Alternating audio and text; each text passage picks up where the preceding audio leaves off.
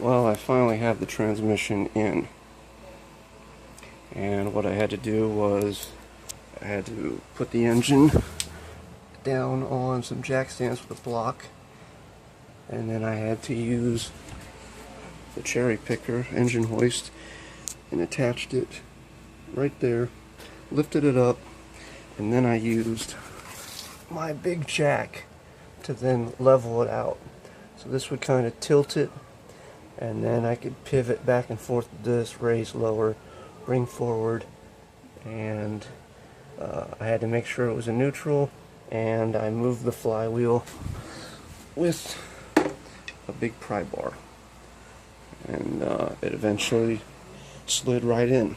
And this time when I put the alignment tool in for the clutch, I shoved that thing in there as hard as I could, and I did not move it. I just kept pressure on it and then went around, and then when I pulled it out, I made sure that there wasn't any friction, and this time there wasn't much friction. So it was a mistake, but it was a beneficial mistake, because that clutch, when I looked at it, it had a little bit of rust on it, so it was definitely an older clutch that they were wanting to get rid of, and they usually do that when you buy